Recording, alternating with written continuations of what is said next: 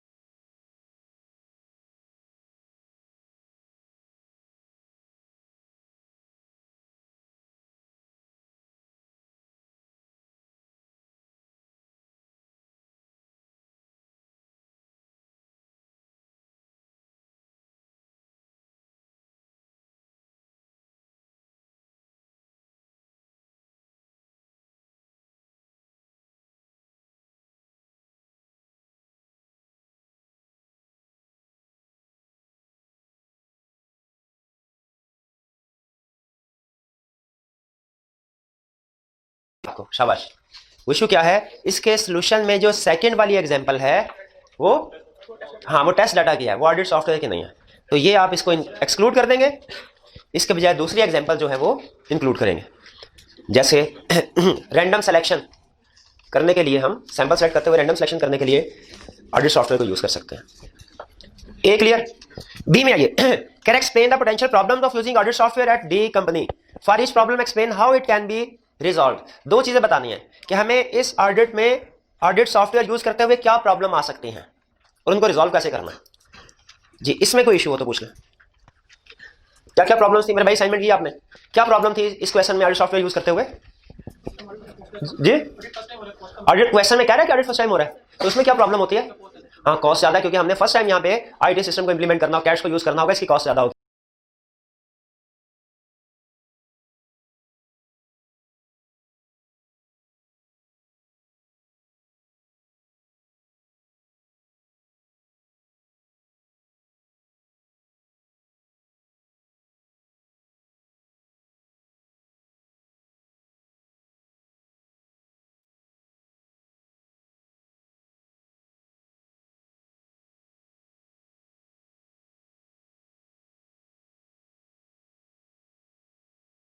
जी,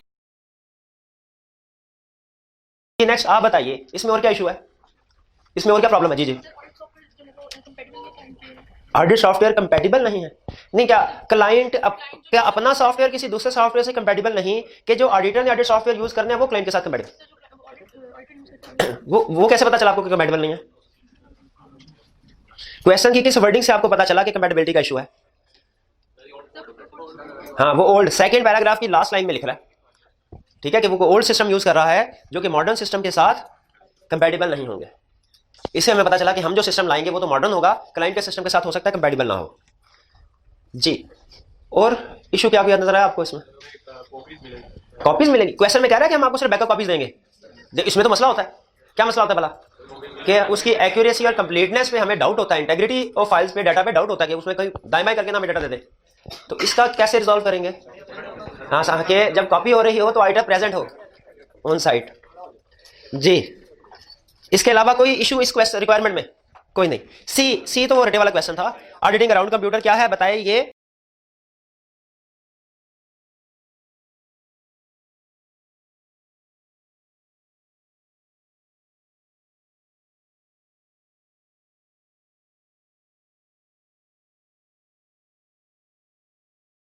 कैसे audit risk increase करते हैं? इसमें कोई प्रॉब्लम नहीं ना आपको? तो ये भाई इनको कोई प्रॉब्लम नहीं, तो ये मुझे बताएंगे ऑडिटिंग अराउंड कंप्यूटर में रिस्क क्या राइज होते हैं? एविडेंस किस चीज का एविडेंस नहीं मिलता? कंप्यूटर के क्लाइंट का आईटी सिस्टम सही ऑपरेट हो रहा है कि नहीं, ठीक है। और अगर कोई एरर्स फाउंड हो, इनपुट और आउटपुट में इनकंसिस्टेंसी हो, उसको रिजॉल्व करना मुश्किल हो जाता है। शाबाश, तो 6 क्लियर हो गया, डन कर दें। 7 पे आइए। 7 में कह रहा है, अच्छा रिक्वायरमेंट समझने वाली है। List the test data. Test data को अंडरलाइन करें। इसका मतलब हमने ऑडिट सॉफ्टवेयर के प्रोसीजर नहीं बताने, टेस्ट ऑफ कंट्रोल वाले बताने हैं। लेकिन टेस्ट ऑफ कंट्रोल के कौन से वाले? टेस्ट ऑफ कंट्रोल में टेस्ट डाटा में क्या फर्क है? कि टेस्ट डाटा में वही कंट्रोल्स हम टेस्ट ऑफ कंट्रोल बताते हैं जो कंप्यूटर के जरिए टेस्ट हो सकते हो, जो मैनुअली हो। जैसे हम मैनुअली तो सिग्नेचर वगैरह भी इंस्पेक्ट करते हैं, लेकिन आपको टेस्ट डाटा में कहीं सिग्नेचर इंस्पेक्ट करने की एग्जांपल नजर नहीं आएगी, वो मैनुअल है जी। हाँ, डिजिटल सिग्नेचर हो सकते हैं, लेकिन वो टिपिकल एग्जांपल दे रहा हूं, ठीक है। और डिजिटल सिग्नेचर तो हमारा इनपुट कंट्रोल में हो जाएगा। टेस्ट डाटा और टेस्ट ऑफ कंट्रोल में फर्क समझ आ गया आपको? टेस्ट डाटा में भी टेस्ट ऑफ कंट्रोल्स ही होते हैं, लेकिन कैट्स के।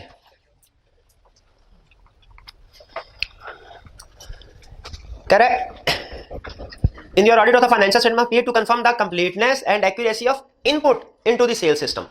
इसका मतलब है हमने इनपुट के ऊपर फोकस करना है, इनपुट से रिलेटेड टेस्ट ऑफ कंट्रोल बताने हैं कि जो इनपुट इनटू सिस्टम हो रहा है उसको कैसे कंफर्म करेंगे सही है कि नहीं, और रीजन भी बतानी है। सिंपल इस क्वेश्चन में हमें उसने जिस क्लाइंट के बारे में इंफॉर्मेशन दी है वो कोई ई बिजनेस की तरफ आया है क्लाइंट, और कस्टमर्स डिफरेंट लोकेशन से उनकी वेबसाइट पे जाता है और ऑर्डर प्लेस करता है। जैसे टिपिकल ऑर्गेनाइजेशन Draws.com वगैरह और दूसरी शॉपिंग के लिए वेबसाइट्स हैं। कह रहा बताइए इसमें जो कस्टमर डाटा इनपुट कर रहा है वो सही कर रहा है कि नहीं, इस पे क्या टेस्ट डाटा यूज करेंगे। क्या रिक्वायरमेंट में इनपुट का वर्ड आपने नोट किया? इसका मतलब कंट्रोल्स हमने किसके हवाले से बताने? इनपुट के हवाले से। तो बताइए क्या कंट्रोल हो सकते हैं? इनवैलिड कोड, ठीक है। एग्जिस्टेंस चेक, इसके लिए क्लाइंट का कंट्रोल होता है एग्जिस्टेंस चेक। हम कैसे चेक करेंगे? हम एक डमी इनकरेक्ट कोड एंटर करके देखेंगे सिस्टम उसको एक्सेप्ट करता है कि नहीं। और क्या कंट्रोल हो सकता है? पेमेंट्स चेक होके फिर बाद में ऑर्डर प्रोसेस होता है। क्या हमें चेक करना चाहिए कि कहीं पेमेंट के बगैर या इनकरेक्ट पेमेंट डिस्क्रिप्शन के साथ ऑर्डर प्रोसेस ना हो रहा हो? वो कैसे चेक करेंगे? कि रॉन्ग स्पेसिफिकेशन एंटर करके या इनकम्प्लीट स्पेसिफिकेशन एंटर करके देखेंगे ऑर्डर प्रोसेस होता है कि नहीं। और क्या कंट्रोल? लिमिट। अच्छा, क्वेश्चन में कह रहा है कि 1 से 2 रैकेट्स जो है वो ऑर्डर करता है कस्टमर, तो रीजनेबल रेंज 1 से 2। हमने देखना है कि गलती से कहीं कस्टमर ने 10 या 20 तो नहीं कर दिए। तो ऐसा सिस्टम होना चाहिए कि अगर वो रीजनेबल रेंज जैसे 3, 4, 5 इससे ज्यादा ऑर्डर कस्टमर देता है तो उसको इन्फॉर्म कर दिया जाए ऑन स्क्रीन प्रॉम्प्ट के, कंफर्म कर लीजिए कि क्या वाकई आपके 5 ऑर्डर है या 10 ऑर्डर है। रिक्वायरमेंट समझ आई? कोई इशू इसमें? क्वेश्चन 8। हाँ, इसमें हम चीज सिर्फ यही थी कि इनपुट के ऊपर फोकस करना था आपने कि सिस्टम इनपुट करेक्ट हो। 8 का 1 benefits of using audit software. ये तो रिप्रोडक्शन का क्वेश्चन है, हमने पढ़े थे ऑडिट सॉफ्टवेयर में बेनिफिट्स। हाँ, वो कैट्स वाले आ जाएंगे। Explain the problems that may be encountered in the audit of T company and for each problem explain how audit problem could be overcome. ये वही क्वेश्चन बन गया तकरीबन जो 6B में था। क्या प्रॉब्लम्स हो सकती हैं यहाँ पे जी? टाइम कम मिला ऑडिट का, ये कैसे पता चला कम मिला? नहीं, टाइम कम का इशू नहीं, इशू ये है कि हमारा स्टाफ अवेलेबल नहीं होगा। हमारा स्टाफ अवेलेबल नहीं होगा, स्टाफ की छुट्टियां होती हैं। जैसे आपको पता है प्रैक्टिकली ज्यादातर कंपनीज का ईयर एंड क्या होता है? 30 जून और 31 दिसंबर। और जो CFAP के स्टूडेंट्स होते हैं उनके पेपर कब होते हैं? उनके भी इन्हीं महीनों में होते हैं। तो इससे कह रहा है इस तरह की प्रॉब्लम जो है वो फेस कर रहे हैं। तो क्या इलाज होना चाहिए? भाई जिन्होंने अटेम्प्ट देनी है उनको टीम में शामिल ना करो, जिनकी छुट्टियां आनी है उनको टीम में शामिल ना करो, या एक और काम करो, क्या? Embedded audit facilities. उसका क्वेश्चन में जिक्र नहीं है कि ऑडिटर घर बैठे पेपर की तैयारी कर रहा हो, उधर वो टेस्ट ऑफ कंट्रोल परफॉर्म हो रहे हो। या ऑडिट सॉफ्टवेयर में भी एम्बेडेड फैसिलिटीज को यूज किया जा सकता है। ये भी उसका ओवरकम करने का। और क्या इशू है जी मेरे भाई, क्वेश्चन अटेम्प्ट किया आपने, और क्या इशू नजर आया इस क्वेश्चन? हाँ, इनिशियल ऑडिट का भी जिक्र कर दिया कि substantial setup cost. Initial question में जिक्र कर रहा है कि फर्स्ट टाइम आ रहा है आपके पास लाइन, अरे तो क्या हमें इस पर यूज करना चाहिए? करना। और भाई पैसे बहुत ज्यादा लगेंगे, लाखों रुपए। अगर हाँ, अगर उसका इस बिलिंग इतनी आ रही है, रेवेन्यू इतना आ रहा है कि वो जस्टिफाई कर रहा है कि हमारी सेटअप कॉस्ट, जो इनिशियल सेटअप कॉस्ट है, कवर हो जाएगी, फिर इसको यूज करें, वरना यूज ना करें जी। और क्या प्रॉब्लम है? लास्ट स्टूडेंट आप बताइए क्या प्रॉब्लम है? लाइव सिस्टम में चेकिंग कर रहे हैं, और तो वो तो फाइल्स करप्ट हो सकता है, तो फिर क्या करें हम? उनसे कहें भैया बैकअप कॉपी दीजिए, ठीक है। और भी प्रॉब्लम है इसमें या क्लियर हो गया? हाँ, वो क्वेश्चन में कह रहा है कि डाटा सेंड किया जा रहा है हेड ऑफिस, तो इसमें हैकिंग का रिस्क है कि नहीं? ये शायद उसने सोल्यूशन में जिक्र नहीं किया इसका, हैकिंग का रिस्क है। तो क्या हमें करना चाहिए? हमने कंट्रोल टेस्ट करने हैं ओवर डाटा ट्रांसमिशन। क्वेश्चन में एक और बात का जिक्र कर रहा है कि हर लोकेशन में, अच्छा सॉफ्टवेयर मेंटेन हो जाए, अच्छा सॉफ्टवेयर इंस्टॉल एक ही कंपनी ने किया है, सेम सॉफ्टवेयर इंस्टॉल किया है, लेकिन हर लोकेशन पे सॉफ्टवेयर आईटी सिस्टम यूज हो रहा है, ठीक है। इसमें दो डिफरेंट पॉइंट ऑफ व्यूज होते हैं, दोनों मैं आपके साथ शेयर कर लेता हूं। एक स्टूडेंट कहने लगा कि सर कंपनी तो एक ही है जिसने इंस्टॉल किया है, और हर जगह पे एक ही सॉफ्टवेयर यूज हो रहा है, कंपैटिबिलिटी का कोई इशू नहीं है। दूसरा कहने लगा नहीं सर, इंस्टॉल किया ठीक है एक ही कंपनी ने, और जब इंस्टॉल किया सेम था, लेकिन चूंकि हर लोकेशन पे ये इंस्टॉल्ड है, तो हो सकता है बाद में जो ब्रांच लेवल पे या लोकेशन में इस सिस्टम में कोई मॉडिफिकेशन कर ले डिफरेंट ब्रांच मैनेजर्स, तो इसीलिए कंपैटिबिलिटी का रिस्क अराइज होता है। अब ये मैं आपके ऊपर छोड़ रहा हूं, अगर आपको लगता है कि इसमें कंपैटिबिलिटी का रिस्क राइज होता है क्योंकि ब्रांच लेवल पे जो मैनेजर्स हैं वो सिस्टम में अपनी नीड्स के मुताबिक मॉडिफिकेशन कर सकते हैं, तो फिर रिस्क लिख लीजिए, वरना नहीं। प्रैक्टिकल नॉलेज को सामने रखते हुए मेरा ये ख्याल है कि रिस्क राइज होता है, क्योंकि हर ब्रांच लेवल पे जो बंदे होते हैं वो इक्वली कंपिटेंट नहीं होते, उनका आईटी का नॉलेज भी एक जैसा नहीं होता। बहुत सी चीजें सिस्टम की एक ब्रांच वाले को पता होती है, दूसरे ब्रांच वाले को पता नहीं होती, ठीक है। तो पॉसिबिलिटी होती है कि एक ब्रांच में तो इसको एफिशिएंटली यूज किया जा रहा हो, दूसरी ब्रांच में एफिशिएंटली यूज ना किया जा रहा हो, उसमें कोई इनएप्रोप्रिएट मॉडिफिकेशन चेंजेस हो रहे हो जी। ये भी क्लियर? कोई क्वेश्चन तो नहीं इसमें जी? पूछिए। हाँ हाँ जी, हाँ ऑडिट सॉफ्टवेयर का वर्ड, शाबाश। क्वेश्चन 7 की रिक्वायरमेंट पड़ी है, कह रहा है लिस्ट द टेस्ट डाटा, ठीक है। इससे हमें पता चल गया कि कंप्यूटर के ऊपर फोकस करना है, कैट्स के ऊपर। क्वेश्चन 6 का पार्ट बी पढ़िए, इसमें भी प्रॉब्लम पूछ रहा है, लेकिन प्रॉब्लम के साथ स्पेसिफिक इसने कह दिया यूजिंग ऑडिट सॉफ्टवेयर। मतलब हमने कैट्स वाली प्रॉब्लम, कंप्यूटर वाली प्रॉब्लम डिस्कस करनी है, जो जनरल हमारे नॉर्मल ऑडिट की प्रॉब्लम होती है उनको डिस्कस नहीं करना। 8 की रिक्वायरमेंट 2 पढ़िए, इसमें क्या वो स्पेसिफाई कर रहा है कि टेस्ट डाटा से रिलेटेड या ऑडिट सॉफ्टवेयर से रिलेटेड प्रॉब्लम्स बताओ मुझे? नहीं कह रहा। इसका मतलब क्या हुआ कि हमें सारी प्रॉब्लम्स बतानी चाहिए, या सिर्फ जनरल वाली बतानी चाहिए, या सिर्फ कंप्यूटर वाली? सारी प्रॉब्लम्स बतानी चाहिए हमें इसमें, ठीक है, जो क्योंकि कंप्यूटर सिस्टम का जिक्र कर रहा है। तो इसका मतलब हमें जो प्रॉब्लम्स ऑडिट सॉफ्टवेयर या टेस्ट डाटा को यूज करते हुए आ सकती हैं उनका भी जिक्र करना है, और जो जनरल जैसे हॉलीडे छुट्टियों वाली प्रॉब्लम, इनका कंप्यूटर से कोई ताल्लुक नहीं है, ठीक है। तो ये जनरल के तौर पे डिस्कस कर रहे हैं, और लेकिन जो लाइव ऑपरेशंस में वो कह रहा है टेस्टिंग होगी, इसका कंप्यूटर से ताल्लुक, हमने इसको भी डिस्कस कर दिया।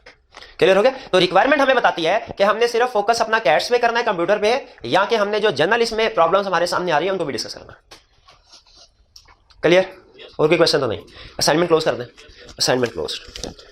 अब आते हैं हम अपने लेक्चर की तरफ। सबसे पहले प्रीवियस लेक्चर में कोई क्वेश्चन पूछना चाहते हो तो पूछ लीजिए। प्रीवियस लेक्चर में हमने क्या पढ़ा था जी मेरे भाई? बताइए, प्रीवियस लेक्चर में हमने क्या पढ़ा था? कैट्स यानी टेस्ट डाटा और ऑडिट सॉफ्टवेयर के बारे में जी। और कोई क्वेश्चन? ट्रेंड एनालिसिस क्या होता है? ट्रेंड एनालिसिस होता है कि पिछले कई सालों की सेल्स को देखना कि उनका जनरल ट्रेंड इंक्रीजिंग है या डिक्रीजिंग है, ठीक है। पिछले कई सालों की सेल्स को देखना या किसी दूसरी इंफॉर्मेशन को देखना, उनका जनरल ट्रेंड देखने के लिए, और ये इवैल्यूएट करना कि क्या करंट ईयर की फिगर्स उस ट्रेंड के मुताबिक है कि नहीं। अगर पिछले कुछ सालों से सेल्स डिक्रीज हो रही है, तो करंट ईयर में अचानक अगर इंक्रीज हो जाए तो हमारे लिए एक कंसर्न होना चाहिए। यह है ट्रेंड एनालिसिस। कंपैरिजन में हम सिर्फ पिछले साल के साथ कंपेयर करते हैं, ट्रेंड में पिछले कई सालों को सामने रख के हम एनालिसिस कर रहे होते हैं। ये बिल्कुल एनालिटिकल प्रोसीजर है। और कोई क्वेश्चन? डाटा इंक्रिप्शन की जो बेसिक, देखिए डाटा इंक्रिप्शन है कि आपने डाटा को इंक्रिप्ट करना और बाद में डिक्रिप्ट करना है। इसकी बेसिक टाइप्स जो है वो दो है, सिमेट्रिक की साइफर और एसिमेट्रिक। सिमेट्रिक में सिंगल रूल को यूज करते हुए हम डाटा को इंक्रिप्ट और डिक्रिप्ट दोनों करते हैं। एसिमेट्रिक की साइफर में हम डिफरेंट कीज को यूज करते हुए डाटा को इंक्रिप्ट और डिक्रिप्ट करते हैं। ये बेसिक डिफरेंस है। एस याद रखने के लिए, एस फॉर सिमेट्रिक और एस फॉर सिंगल, ठीक है।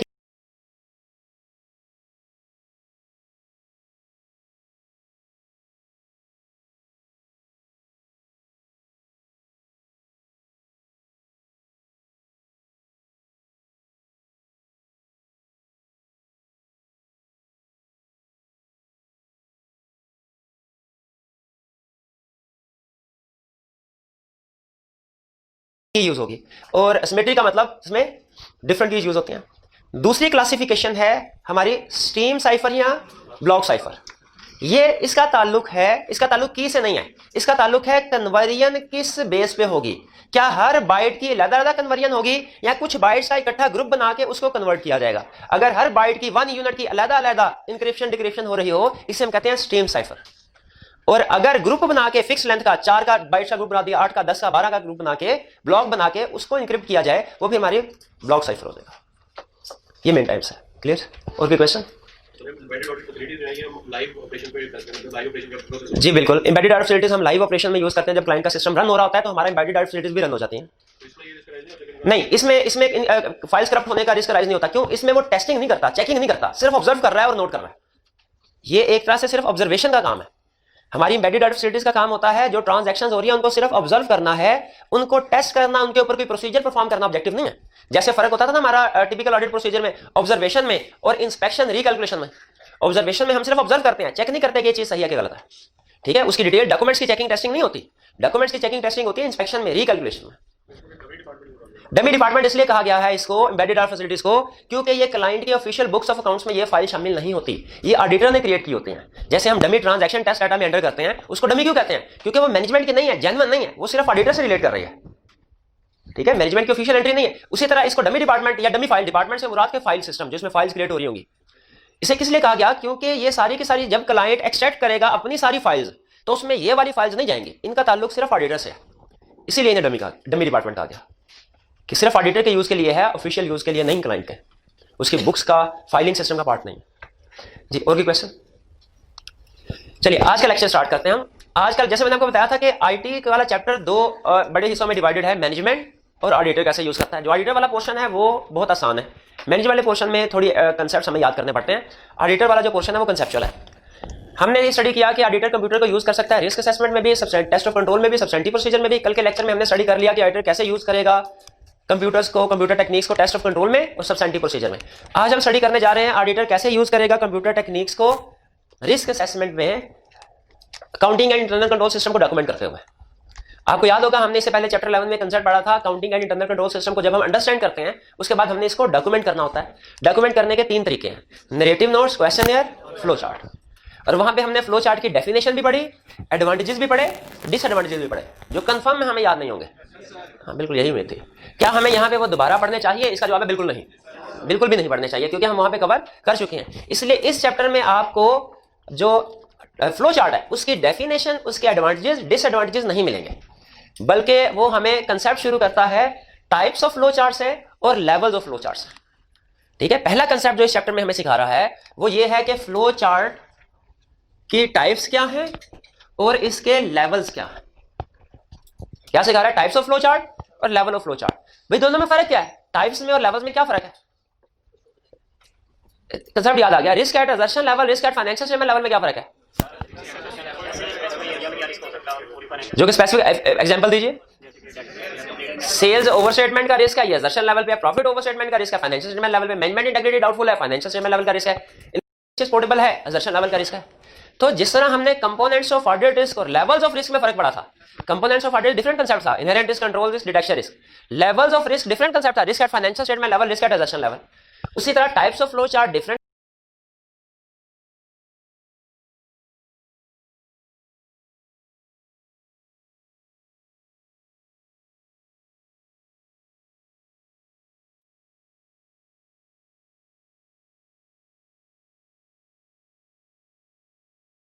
कंसेप्ट है, level of flow chart different concept है।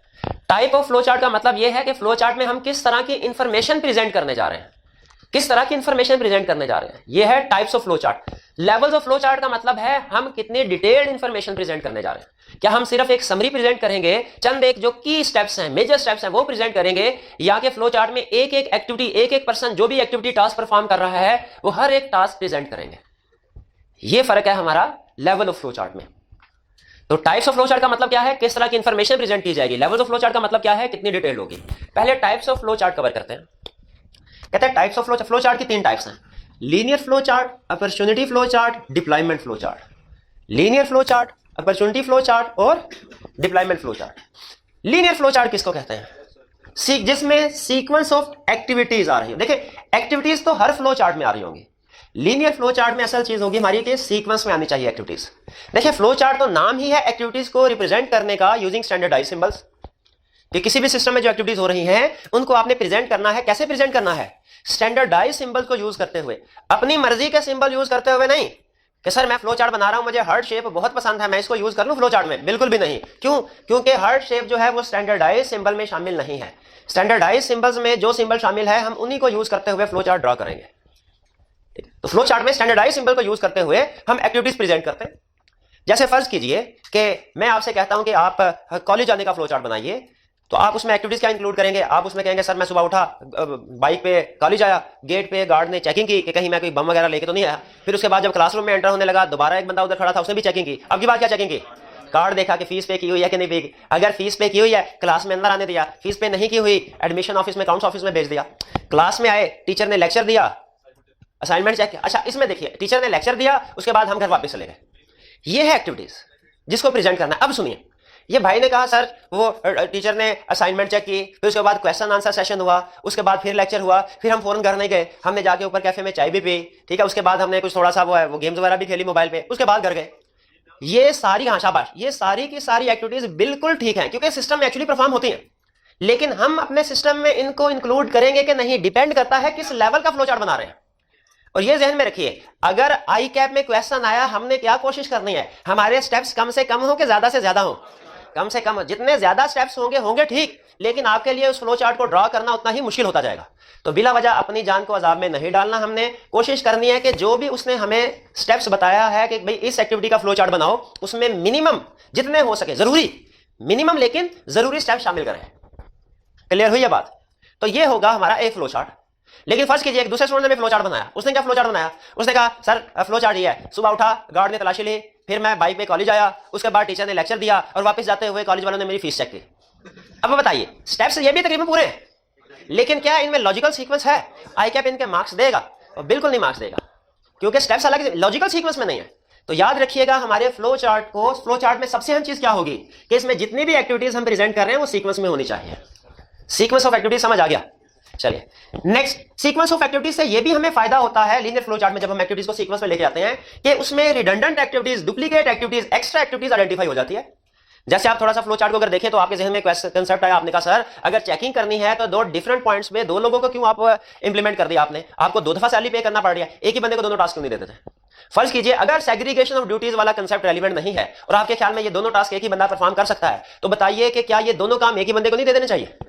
रिडंडेंट एक्टिविटीज होती हैं, एक्स्ट्रा एक्टिविटीज, वो एनालिसिस करके हम सामने ले आते हैं, उनको फिर हम रिड्यूस कर सकते हैं। तो लीनियर फ्लो चार्ट कौन सा फ्लो चार्ट है? सीक्वेंस ऑफ एक्टिविटीज इसमें शो करवाते हैं, रिडंडेंट एक्टिविटीज आइडेंटिफाई हो जाती है। अब आगे चलते हैं। अपॉर्चुनिटी फ्लो चार्ट और डिप्लॉयमेंट फ्लो चार्ट एक तरह से लीनियर ही की आगे एडवांस टाइप है, वेरिएशन है। अपॉर्चुनिटी फ्लो चार्ट में क्या करते हैं? अपॉर्चुनिटी फ्लो चार्ट में सीक्वेंस ऑफ एक्टिविटीज तो होता ही होता है, हम उन एक्टिविटीज को फिर डिफरेंशिएट भी करते हैं। भाई कैसे डिफरेंशिएट करते हैं? हम कहते हैं भाई वो कौन कौन सी एक्टिविटीज हैं जो कि वैल्यू ऐड कर रही हैं और वो कौन कौन सी एक्टिविटीज हैं जो कॉस्ट ओनली एक्टिविटीज हैं। अपॉर्चुनिटी फ्लो चार्ट में क्या करते हैं? हम उन एक्टिविटीज को फिर फर्दर डिफरेंशिएट करते हैं, किसमें? वैल्यू एडेड एक्टिविटीज में और कॉस्ट ओनली एक्टिविटीज। भाई ये वैल्यू एडेड एक्टिविटी क्या होती है, कॉस्ट ओनली एक्टिविटी क्या होती है? देखिए वैल्यू एडेड एक्टिविटी उस एक्टिविटी को कहते हैं जो ऑर्गेनाइजेशन के मेन ऑब्जेक्टिव को अचीव करने के लिए जरूरी हो। कॉस्ट ओनली एक्टिविटी उस एक्टिविटी को कहते हैं जो मेन ऑब्जेक्टिव को अचीव करने के लिए जरूरी तो नहीं है लेकिन समथिंग बैड को हैपन होने से रोकती है।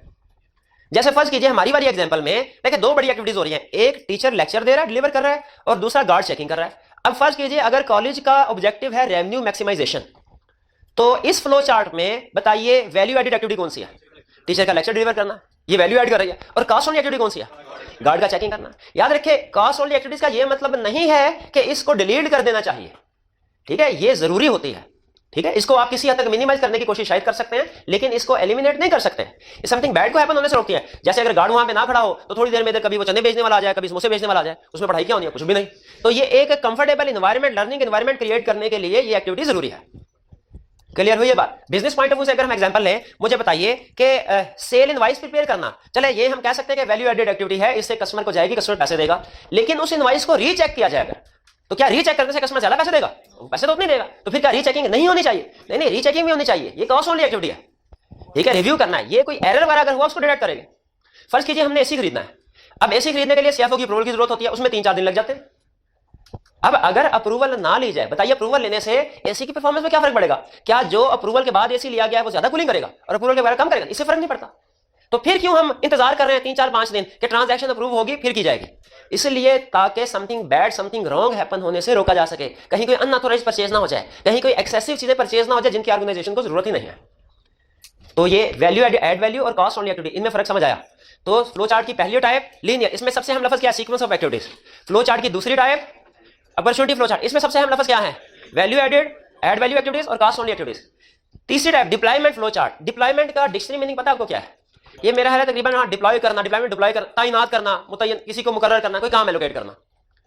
अगर हम अपने फ्लो चार्ट में एक्टिविटीज के साथ साथ उन बंदों को भी शो करवाए जिनको तैनात किया गया, जिनको डिप्लॉय किया गया है वो काम करने के लिए, इसको क्या कहेंगे?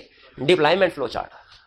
ठीक है, डिप्लॉयमेंट फ्लो चार्ट में क्या होता है? इसमें एक्चुअल प्रोसेस वो तो शो होता ही होता है, साथ में हम क्या शो करवाते हैं? पीपल इन्वॉल्व, के इस प्रोसेस में, इन एक्टिविटीज में कौन कौन से लोग इन्वॉल्व है, इस प्रोसेस में, इस एक्टिविटीज में कौन कौन से लोग इन्वॉल्व है। फायदा क्या होता है? इससे हमें अंदाजा हो जाता है कि हमारे सिस्टम में वो कौन से लोग हैं जो एक दूसरे से इंटर रिलेटेड है, जिनका काम एक दूसरे से कनेक्टेड है। हम उनमें कम्युनिकेशन को इंप्रूव करने की कोशिश कर सकते हैं। तो ये हमारा deployment flow chart actual process को भी शो करवाएगा, पीपल इन्वॉल्व को भी शो करवाएगा। हमें क्लियर हो जाता है, पता चल जाता है क्या कि पीपल को कैसे फिट किया गया, कौन बंदा किस पोजीशन पे काम कर रहा है और उनका एक दूसरे से काम कैसे रिलेट करता है। यह डिप्लॉयमेंट फ्लो चार्ट, जिसमें जिन बंदों को तैनात किया गया है उनको भी हम शो कर रहे होते हैं। 3 levels of flow, sorry 3 types of flow chart clear हो गई? Linear, opportunity flow chart, deployment flow chart. Linear में कीवर्ड क्या है? Sequence of activities. अपॉर्चुनिटी में add value, cost only activities. Deployment flow chart में पीपल, ठीक है, इसमें एक्चुअल प्रोसेस फ्लो तो होता ही है और पीपल फिट इन और कैसे वो रिलेट करते हैं एक दूसरे के साथ। अब चलते हैं हम फ्लो चार्ट के लेवल्स की तरफ। फ्लो चार्ट के 3 लेवल्स हैं। Macro level flow chart, executive summary. Micro level flow chart, highly detailed presentation. और मिडी या मिनी, दोनों के दरमियानी सेशन। आपने शायद बिजनेस मैनेजमेंट में या किसी और सब्जेक्ट में पढ़ा होगा कि मैनेजमेंट के 3 लेवल होते हैं। टॉप लेवल मैनेजमेंट, मिडल और ऑपरेट। टॉप लेवल को स्ट्रेटेजिक मैनेजमेंट कहते हैं, फिर टैक्टिक मैनेजमेंट और ऑपरेशन। शाबाश। अच्छा बताइए, सबकी इंफॉर्मेशन नीड सेम है या डिफरेंट है? एग्जेक्टिव लेवल के लोग क्या चाहते हैं? हमें ज्यादा डिटेल्ड इंफॉर्मेशन मिले कि समराइज फॉर्म में, समराइज फॉर्म में। और जो टेक्टिक लेवल के होते हैं वो कहते हैं कि हमें हमारे स्कोप के लिहाज से इंफॉर्मेशन मिले। और जो ऑपरेशनल मैनेजमेंट है वो चाहती है हमें तो जो टास्क परफॉर्म हो रहा है हर चीज को हमें प्रेजेंट करके सामने रखा जाए, हमें पता हो कि हमने क्या करना है। सबसे ज्यादा डिटेल्ड इंफॉर्मेशन नीड होती है ऑपरेशनल मैनेजमेंट की। उसी तरह इसी बिची शो करवाना, बिल्कुल उसी तरह हमारे 3 लेवल हैं। असल में ये जो मैक्रो लेवल का फ्लो चार्ट बनाया जाता है ये टॉप लेवल मैनेजमेंट के लिए बनाया जाता है, स्ट्रेटेजिक मैनेजमेंट के लिए। मिनी या मिडी टैक्टिक लेवल मैनेजमेंट के लिए, और माइक्रो ऑपरेशनल के लिए, जिसमें एक एक एक्टिविटी को हम कवर कर रहे होते हैं। ये हमारी कोशिश, जैसे फर्ज कीजिए कि अगर हम सेल्स सिस्टम को फ्लो चार्ट में कवर कर रहे हैं, पूरे सेल्स सिस्टम को, अगर हम सीएफओ सीईओ के लिए फ्लो चार्ट बना रहे हैं तो कौन सा फ्लो चार्ट बनाएंगे? मैक्रो लेवल का। उसमें हमें बहुत ज्यादा एक्टिविटी स्टेप्स इंक्लूड करने की जरूरत नहीं है, 4-5 स्टेप्स इंक्लूड करें, खत्म कहानी। कि सिर्फ ये सेल्स सिस्टम है, इसमें सर ये डिपार्टमेंट्स है, डिपार्टमेंट शो करवा दे। क्या ऑर्डर डिपार्टमेंट है, डिस्पैच डिपार्टमेंट है, इनवॉइसिंग या बिलिंग डिपार्टमेंट है, जीएल अकाउंट्स डिपार्टमेंट है। उन डिपार्टमेंट्स के अंदर इंडिविजुअली, क्योंकि वो हायर लेवल के लोग इसी से कंसर्न होते हैं कि क्या सेग्रीगेशन और ड्यूटीज वगैरह हैं, मेन एक्टिविटीज जो होनी चाहिए परफॉर्म हो रही है। अब आगे किस डिपार्टमेंट में कितने बंदे हैं, हर बंदे को क्या क्या काम दिया गया, इससे सीएफओ सीईओ को नॉर्मली गर्ज नहीं होते। लेकिन अगर फर्ज कीजिए हम एक जो डिपार्टमेंट लेवल पे मैनेजर है, जैसे फर्ज कीजिए जो हेड है डिस्पैच डिपार्टमेंट का, उसको लिए फ्लो चार्ट बनाएंगे तो पूरा सेल्स सिस्टम शो करवाएंगे। कहा भाई मेरे से कंसर्न ही नहीं है पूरा सेल्स सिस्टम, मुझे तो मेरे सिर्फ डिस्पैचमेंट डिपार्टमेंट में बताओ कि कितने लोग, क्या क्या एक्टिविटीज हमने परफॉर्म करनी है और उसके लिए कितने लोग हैं, मेन ऑब्जेक्टिव बताओ। डिपार्टमेंट लेवल पे, पूरे सेल्स सिस्टम लेवल पे नहीं, सिर्फ डिस्पैच डिपार्टमेंट का। इसी तरह अकाउंट्स डिपार्टमेंट में, अकाउंट्स डिपार्टमेंट का जो हेड होगा वो कहेगा मुझे सिर्फ अपने एरिया से रिलेटेड फ्लो चार्ट बताओ। लेकिन अगर तो उनके लिए डिपार्टमेंटल हेड के एक सेल्स सिस्टम के अंदर फर्ज कीजिए सेल्स ऑर्डर डिपार्टमेंट है, इसके हेड के लिए फ्लो चार्ट बनाना है, तो बताइए कौन सा फ्लो चार्ट होगा? मैक्रो क्या? नहीं मिडी। और अगर वहां पे जो वर्कर्स काम करते हैं उनके लिए फ्लो चार्ट, उनको तो एक एक टास्क पता होना चाहिए कि हमने क्या क्या काम करना है। इसीलिए इनके लिए जो फ्लो चार्ट बनाया जाता है वो हाईली डिटेल्ड होता है, उसे कहते हैं माइक्रो या ग्राउंड फ्लो चार्ट। क्लियर हुई है बात? अच्छा, आई कैप अपनी स्टडी टेक्स्ट में छोटी सी एग्जांपल देता है। वो कहता है कि इस कंसेप्ट को, जो लेवल्स ऑफ फ्लो चार्ट, इसको ऐसे भी समझा जा सकता है कि फर्ज कीजिए आप हेलीकॉप्टर में बैठे और 10,000 मीटर ऊपर बुलंदी पे गए और नीचे लाहौर शहर को देखा। क्या आपको नजर आएगा कि कौन कौन बंदा क्या काम कर रहा है? नहीं नजर आएगा। और दूर भी नहीं लगाई हुई ना, नहीं नजर आपको, लेकिन आपको 2-3 बड़ी बड़ी बिल्डिंग नजर आएगी। आपको हो सकता है मीनारे पाकिस्तान नजर आए, आपको हो सकता है अल्फा क्रीम टावर नजर आए। तो ये कौन से वाला लेवल ऑफ फ्लो चार्ट हुआ? मैक्रो। लेकिन वो कहते हैं अगर आप हेलीकॉप्टर को मजीद नीचे ले आए कोई 3000 मीटर की बुलंदी पे, तो हो सकता है आपको अब ज्यादा बिल्डिंग नजर आना शुरू हो जाए, आपको आई कैप ऑफिस भी नजर आ जाए, हाँ राइज भी नजर आ जाए, आपको चेरिंग क्रॉस भी नजर आ जाए, पार्लियामेंट हाउस भी नजर आ जाए आपको। नहीं मैं नहीं नजर आऊंगा, मुझे देखना है तो आपको फिर ग्राउंड लेवल पे हेलीकॉप्टर को लेके आना पड़ेगा। ग्राउंड लेवल पे जब आएंगे तो फिर आपको उसमें जो इंडिविजुअल लोग चल फिर रहे हैं, क्या क्या एक्टिविटीज परफॉर्म कर रहे हैं, वो भी पता चल जाएंगे। इसीलिए माइक्रो को ग्राउंड लेवल फ्लो चार्ट भी कहा, हेलीकॉप्टर वाली एग्जांपल के जरिए। कुछ समझ आया? Level of flow chart simple concept, 3 level हैं, डिपेंड करता है कि कितनी डिटेल इंफॉर्मेशन प्रेजेंट की। एग्जेक्टिव समरी प्रेजेंट करें, macro level flow chart, highly detail presentation हो, माइक्रो लेवल फ्लो चार्ट, और दोनों के दरमियानी सिचुएशन हो, मीडियम में। क्लियर हुआ? अब मुझे बताइए आपके ख्याल में आई कैप हमसे फ्लो चार्ट जब बनवाएगा, मैनुअल बनवाएगा या के कैट्स के जरिए? मैनुअल। उधर कोई लैपटॉप नहीं रखा होगा उसने, आपसे कहेगा भाई ये क्वेश्चन है इसका फ्लो चार्ट बनाओ। प्रोफेशनल बॉडी है, हाँ, तो आपका भी तो हिसाब किताब रखना है ना उसने, वो लैपटॉप देते आपको करना हो तो पबजी खेल रहे हो। चलिए, तो ये जो हमारा एग्जाम में क्वेश्चन अगर आया तो बताइए, गैस कीजिए कौन सा टाइप ऑफ फ्लो चार्ट हमसे पूछेगा? टाइप्स होगा मेरे भैया, टाइप्स का प्यारे भाई, हाँ वो तो लेवल है, हाँ गलती कोई बात नहीं। हाँ डिप्लॉयमेंट फ्लो चार्ट बिल्कुल भी नहीं, अपॉर्चुनिटी नहीं, बल्कि कौन सी नहीं, एक लीनियर फ्लो चार्ट। वो कहता है भाई सिर्फ लीनियर फ्लो चार्ट बता दो, बड़ी बात है, ये तो दूर की बात है, इसकी तो डेफिनेशन आप याद करने बड़ी बात है, ड्रॉ करना तो दूर की। और लीनियर फ्लो चार्ट पूछेगा, सिर्फ हमने एक्टिविटीज को सीक्वेंस में डिसाइड करना होगा पहले। अच्छा आप बताइए कि लेवल्स ऑफ फ्लो चार्ट में हमसे कौन सा फ्लो चार्ट आई क्या पूछ सकता है? मैक्रो, मिनी, मिडी या माइक्रो? कितने मैक्रो वाले हैं, कितने माइक्रो वाले हैं, कितने मिडी या मिनी वाले हैं? मिडी या मिनी, मीडियम। आई कैप जो हमसे फ्लो चार्ट बनवाता है क्वेश्चन में, उसमें क्या हो गया,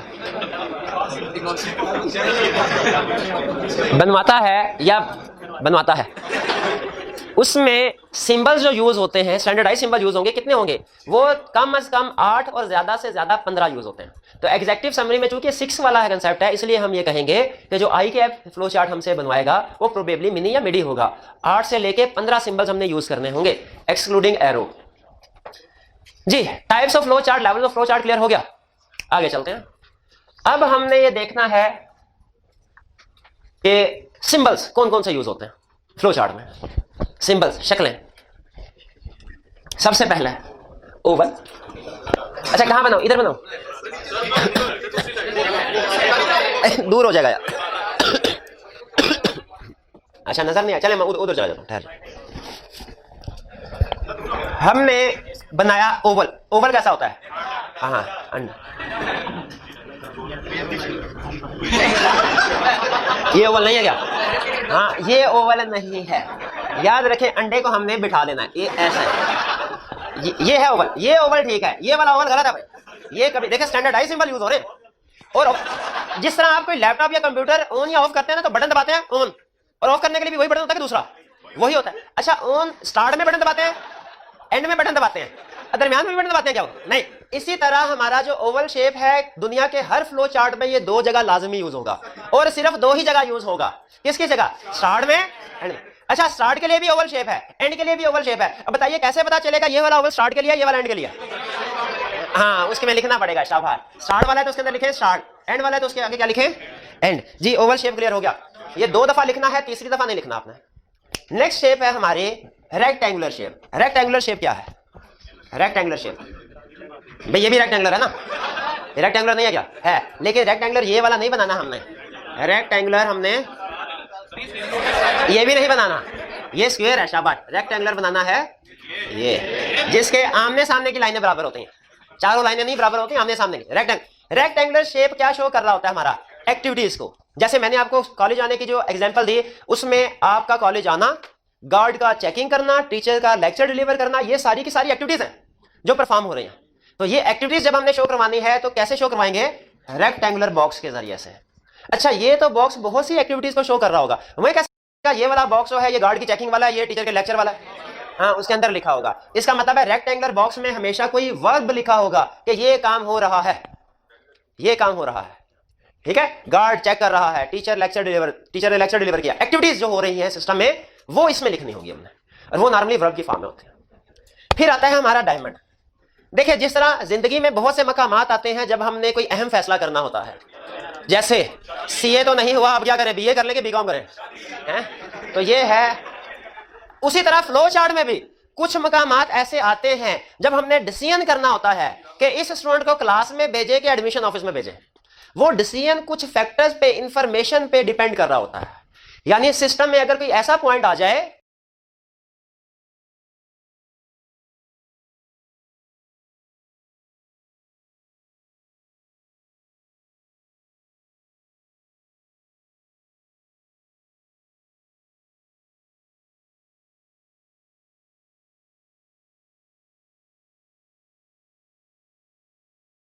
जिस पे हमने डिसीजन करना हो, जो नेक्स्ट एक्शन है हमारे डिसीजन पे डिपेंडेंट हो, तो उस डिसीजन को शो करने के लिए हम सिंबल यूज करते हैं, उसे कहते हैं डायमंड।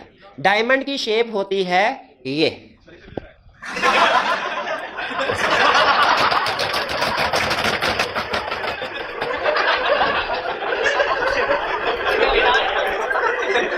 वो दुमकटी लुमड़ी वाली मिसाल सुनी आपने? जिस लोमड़ी की दुम कट जाती है ना, वो हर एक का मशवरा देती है दुम कटवा लो।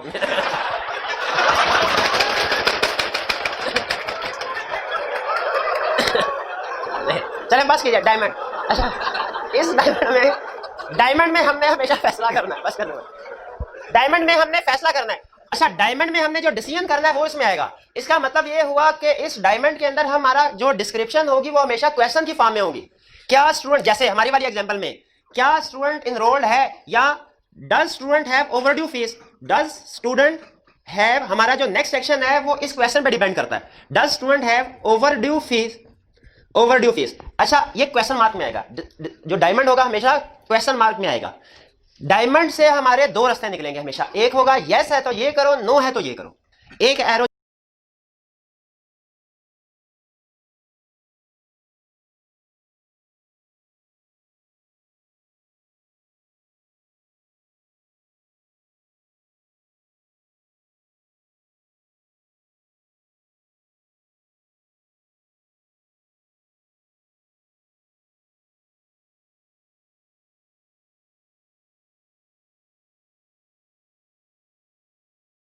जाएगा राइट साइड पे, एक डाउनवर्ड। इसमें कोई हार्ड एंड फास्ट रूल नहीं है कि यस किधर आएगा नो किधर आएगा, लेकिन आपको भी थोड़ी देर में टिप बता दूंगा मैं कि कैसे करना। इसमें क्वेश्चन आएगा एक तरफ यस एक तरफ नो, ठीक है, लेकिन ये कोई हार्ड एंड फास्ट रूल नहीं कि किधर यस है किधर नो है। ये होगा हमारा डायमंड। और नेक्स्ट सिंबल है हमारा एरो। एरो हमें डायरेक्शन बता रहा होता है कि फ्लो चार्ट किस तरफ मूव कर रहा है। एरो नॉर्मली टॉप से डाउन और लेफ्ट से राइट होते हैं। ये टॉप से डाउन, लेफ्ट से राइट। ऐसा एरो हरगिज नहीं बनाना जो कि इस तरह का स्ट्रेट ना हो। ऐसा एरो कभी देखा आपने? कभी नहीं देखा, ठीक है, होता ही नहीं है। तो हमने फ्लो चार्ट में ऐसा एरो नहीं बनाना। ये निशाना किसी और का लगाए, खुद को लगाओ घूम फिर के। ऐसा एरो नहीं होना चाहिए, नहीं होना चाहिए।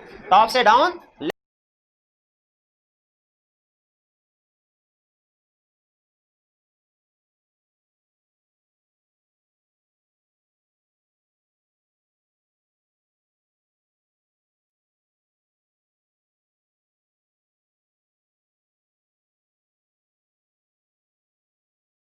लेफ्ट से राइट।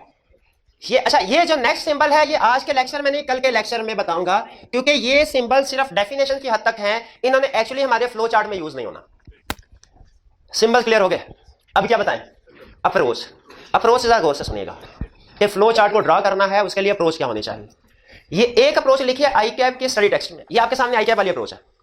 एक अप्रोच ये है जो हमने फ्लो चार्ट के बहुत से क्वेश्चंस किए, उनमें जो प्रॉब्लम्स आती हैं, क्या गलतियां होती हैं, उनको सामने रख के भी एक सजेस्टेड अप्रोच बताई है, वो आपको अपेंडिक्स में मिल जाएगी। लेकिन अगर एग्जाम में ICAP क्वेश्चन पूछे कि बताओ एक सक्सेसफुल फ्लो चार्ट, एक अच्छा फ्लो चार्ट बनाने के लिए क्या अप्रोच अडॉप्ट करोगे, तो हमने यही अप्रोच लिखनी है। अब इस अप्रोच में ICAP ने तो 6 स्टेप्स में बताए हुए हैं। काम की चीजें इसमें हैं लेकिन सिर्फ 3। वो क्या है, उन्हीं के ऊपर हम ज्यादा फोकस करेंगे। यार सारे स्टेप कर लेंगे। अच्छा, क्या क्या रहा है? सबसे पहले बिग पिक्चर। ये पता नहीं क्या करना चाह रहा है, मुझे समझने लगी बिग पिक्चर में क्या करना चाह रहा है। ऑब्जर्व द प्रोसेस, ये अहम चीज है। Observe the process. Big picture में कह रहा है, ओवरऑल आइडिया अपने ज़हन में लेके आए कि आप किस चीज का फ्लो चार्ट बनाने जा रहे हैं। ऑब्जर्व द प्रोसेस में कहता है कि जिस प्रोसेस का फ्लो चार्ट बनाना है उस प्रोसेस को पहले ऑब्जर्व करें। और याद रखें, जब तक आप किसी प्रोसेस को ऑब्जर्व नहीं करेंगे उसका फ्लो चार्ट नहीं बना सकते। जैसे अगर फर्ज कीजिए एग्जाम में क्वेश्चन आया कि ATM मशीन से कैश विड्रॉल का फ्लो चार्ट बनाओ। अगर तो आपने जिंदगी में कभी ATM मशीन से कैश विड्रॉ करवाया है या इसको ऑब्जर्व किया है कि कैश कैसे विड्रॉ होता है, तब तो आप इसका फ्लो चार्ट बना सकते हैं। अगर आपने कभी इस सिस्टम को ऑब्जर्व नहीं किया तो फिर आप फ्लो चार्ट नहीं बना सकेंगे। क्योंकि आपको पता ही नहीं है कि कैश विड्रॉ करने के लिए एटीएम से पहले एटीएम कार्ड इंसर्ट करना पड़ता है, फिर पिन कोड एंटर करना पड़ता है। पिन कोड करेक्ट हो तो वो आगे पूछता है कि कितनी अमाउंट विड्रॉ करनी है, अमाउंट एंटर करते हैं, हमारे अकाउंट बैलेंस में इतनी अमाउंट हो तो फिर वो कैश सर्व करता है, और फिर उसके बाद एटीएम कार्ड भी बाहर आ जाते हैं और रिसीव भी आ जाते हैं, अगर आपने पैसे भी आ जाते हैं। अगर आपने इस सिस्टम को ऑब्जर्व किया है फिर तो आप ड्रॉ कर सकेंगे, वरना कभी ड्रॉ नहीं कर सकेंगे। क्लियर हुई? अब फिर आपको अंदाजा लगाना पड़ेगा। अब देखिए, ऑब्जर्व द प्रोसेस के बाद नेक्स्ट कंसेप्ट कौन सा, रिकॉर्ड द स्टेप्स, कि उनको लिख लो कि इस सिस्टम में ये स्टेप्स हैं। ये अप्रोच आपने एग्जाम में यूज करनी है, इसको एप्लीकेशन पॉइंट ऑफ व्यू से समझिए।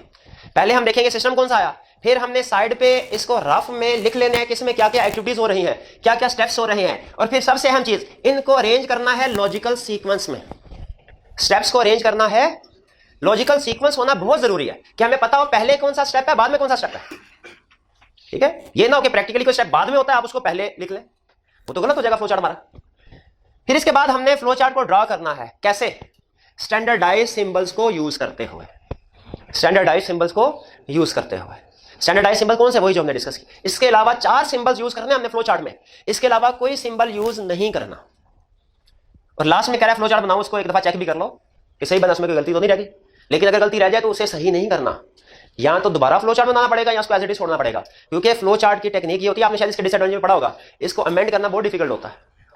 हाँ बिल्कुल, ये ना हो कि आपको पता चले कि यहाँ पे डायमंड, पहले बॉक्स बनाया, पता चला बाद में डायमंड बनाना था, इसको फिर इसके ऊपर ही डायमंड बना दिया।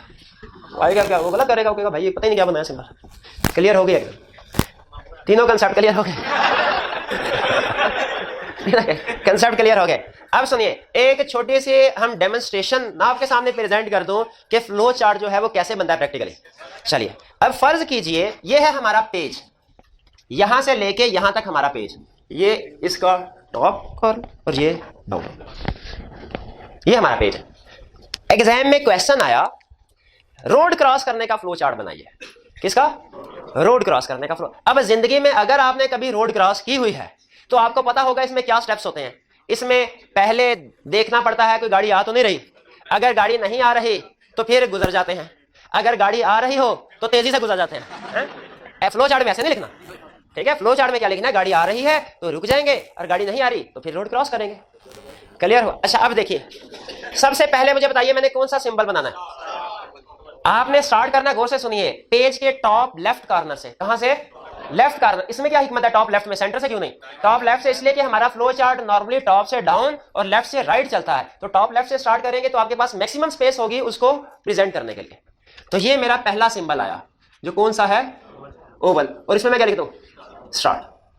अच्छा, नेक्स्ट मैंने क्या शो करवाना है, एरो। शाबाश, एरो डाउनवर्ड राइटवर्ड, डाउनवर्ड। और अब क्या करना है, रेक्टेंगुलर में मैं क्या कर लिखूंगा, एक्टिविटी। कौन सी, रोड क्रॉस करने से पहले कौन सी एक्टिविटी परफॉर्म करते हैं? हाँ, दाएं बाएं देखते हैं गाड़ी आ रही है कि नहीं, बिल्कुल। तो ये एक एक्टिविटी है, इसके लिए हमने रेक्टेंगुलर बॉक्स बना लिया। अब देखिए, आई कैप को यहाँ पे इस क्वेश्चन में आपकी इंग्लिश से कोई गर्ज नहीं है, आप जो मर्जी अल्फाज यूज कर सकते हैं, look here and there, watch around, look around, watch left and right, कुछ भी करना है, ठीक है। आपने एक्टिविटी शो करवानी है जिससे पता चल रहा हो कि क्या एक्टिविटी है। इंग्लिश इधर गलत हुई कोई प्रॉब्लम नहीं है, मैं यहाँ पे लिख रहा लुक अराउंड, यानी देखो इधर उधर, इर्द गिर्द देखो। क्या देखो? कोई कार आ रही है, ट्रैफिक आ रही है। अच्छा, अब मेरा नेक्स्ट स्टेप जो है ना, नेक्स्ट स्टेप वो डिपेंड करेगा कार आ रही है कि नहीं आ रही। तो इसका मतलब यह है डायमंड, बिल्कुल। नेक्स्ट एरो मेरा होगा डायमंड, जिसमें मैंने फैसला करना है इज कार आ रही है, कमिंग, और एक क्वेश्चन मार्क। अब यहां तो गाड़ी आ रही होगी या नहीं। डायमंड से हमेशा 2 एरो निकलेंगे, एक यस वाला, एक नो, एक राइट साइड पे और एक डाउनवर्ड। अब कौन से वाला यस, कौन से वाला नो, कोई हार्ड एंड फास्ट रूल नहीं, टिप बता रहा हूं।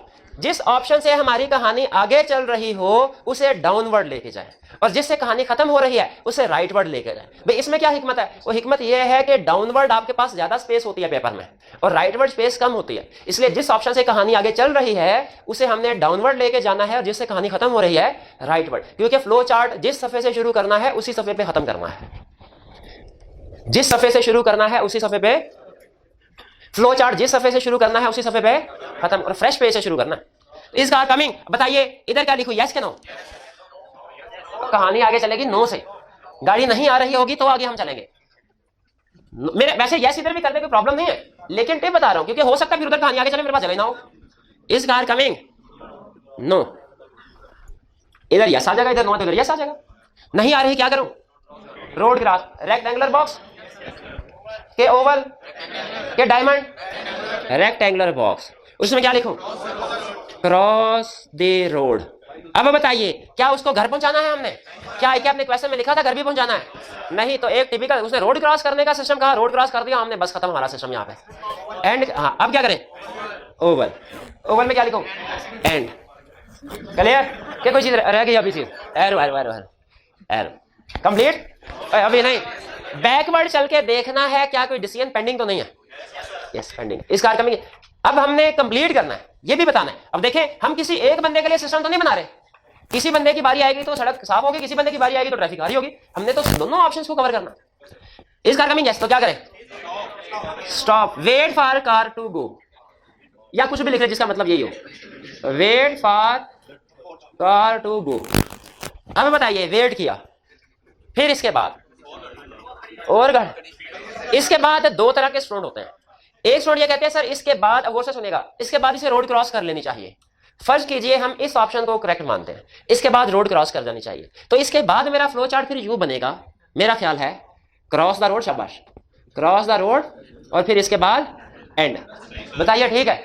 इसमें क्या गलती है भाई? इसमें एक्टिविटीज डुप्लीकेट हो रही हैं, रिडंडेंट हो रही है। जब आपने कोई एक ऐसी एक्टिविटी परफॉर्म करनी है जो ऑलरेडी हो रही है, तो उसके लिए अलग से एक्टिविटी शो करने की, बिल्ड करने की जरूरत नहीं है, बल्कि आप इसे रिलेट कर दें उस एक्टिविटी के साथ। ठीक है? अब इसको मैं कैसे लिखूंगा? Wait for car to go, उसके बाद इधर ये मैंने एरो को एरो से मिलाया, ये नहर चल रही है, आगे चल के नहर के साथ आगे दरिया में खुद ब खुद वो चली जाएगी दोनों।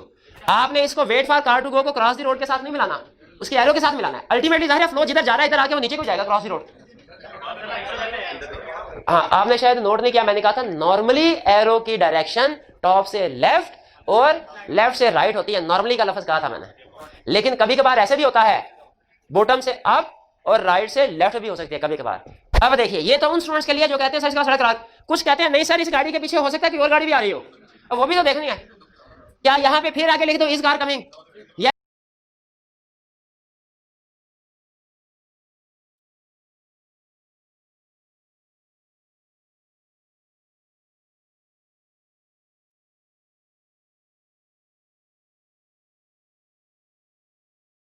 या नो?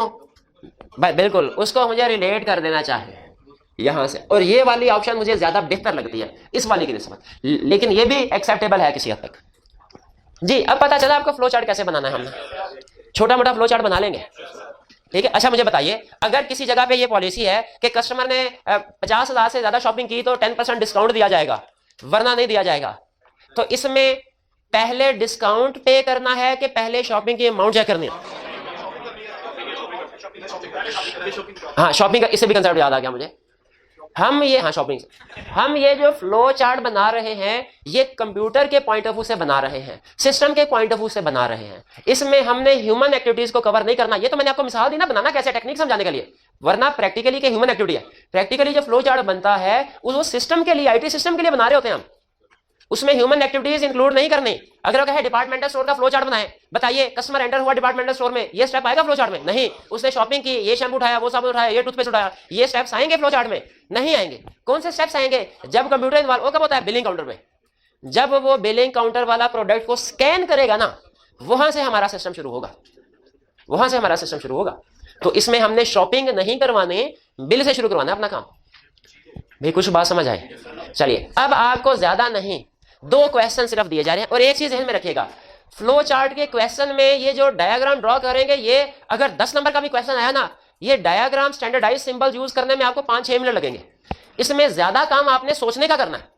पहले सोचना है सिस्टम क्या पूछ रहा है, इस सिस्टम में एक्टिविटीज क्या क्या होती हैं, उसका लॉजिकल सीक्वेंस क्या आएगा, फिर उसके बाद सिंबल्स को यूज करना है। लॉजिकल सीक्वेंस का खास तौर पर ध्यान रखिएगा, डिस्काउंट कब देना है कब नहीं देना, पहले क्या चीज चेक करेंगे। ठीक है? तो फ्लो चार्ट में ज्यादा टाइम आपका सोचने पे लगेगा, सीक्वेंस ऑफ एक्टिविटीज पे कम टाइम होगा जो आपको फिर ड्रॉ करने में लगेगा। ये 4-5 मिनट में ड्रॉ हो जाता है फ्लो चार्ट। अब आपको 2 सिंपल क्वेश्चन दे रहा हूं, एक वॉल्यूम 1 में से और अपेंडिक्स में से। वॉल्यूम 1 अपेंडिक्स में है first example, 1 place departmental store वाली, पेज है 264, पेज 264 है 1 प्लेस डिपार्टमेंटल स्टोर वाली एग्जांपल। ये आपकी होम असाइनमेंट है। और वॉल्यूम 2 में है क्वेश्चन नंबर 11, सरजमीन बैंक लिमिटेड, सरजमीन बैंक लिमिटेड। ये 2 क्वेश्चंस के फ्लो चार्ट आपने बनाने, आधे घंटे से ज्यादा की असाइनमेंट नहीं है, लेकिन कल छुट्टी भी आ रही है तो आपने रिवीजन करते रहना है। ठीक है जी, आज का लेक्चर यहाँ पे खत्म।